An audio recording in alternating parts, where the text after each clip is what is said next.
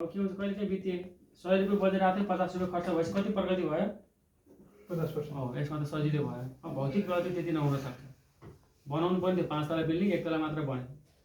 अब कति भयो प्रगति चाहिँ 20% पनि हुन सक्यो।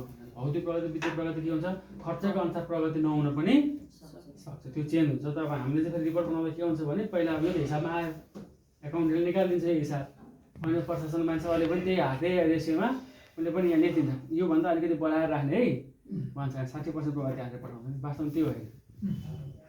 भौतिक त एक्ज्याक्ट मापन हुनु पर्यो कि केमा मापन हुनु पर्यो इन्डिकेटरमा 10 तलाको घर बनाउँछ भने कति तला बनायो त्यसको भाग लाउनु पर्यो।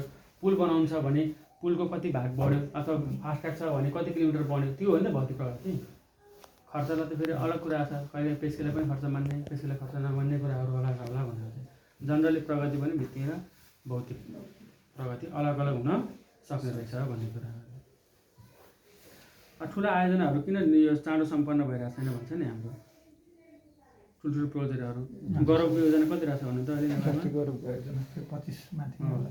गौरवको आयोजना भने फास्ट्याग परेको परेन त हो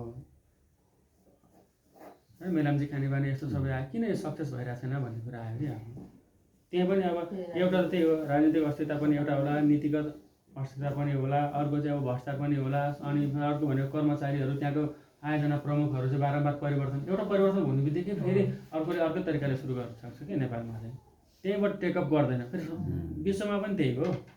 बाराक ओबामाले अथवा जो बाइडेनले ल्याएको नीतिहरू आउने बित्तिकै पहिले त्यसलाई खारेज गर्छ अनि उसले अर्को तरिकाले गर्छ।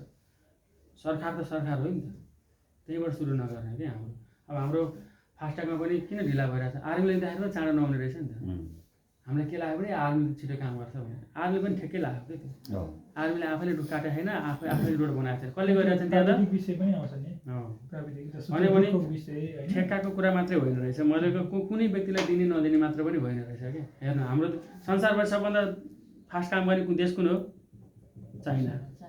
अर्को चाहिँ सबैभन्दा राम्रोसँग काम गर्ने देश संसारमा के हो काम गर्ने आर्मी। अब फास्ट्यागमा यो दुइटै युज भएको छ नि त बनाउने चाइना छ ठेक्का लाउने आर्मी छ। 74 सालदेखि आज 84 हुन लाग्यो 5 वर्षमा बनाउनु भन्ने कुरा किन चाहिँ आजसम्म जम्मा कति पर्सेन्ट प्रगति होला मोर देन 40% हाराहारीमा छ। 5 वर्षमा सकाउने भने होइन कतिमा बनाउने भनेको थियो हाम्रो 100 अरब भनेको 100 अरबमा बनाउने भनेको थियो अहिले कति भयो 200 अरब पनि क्रस भइसक्यो।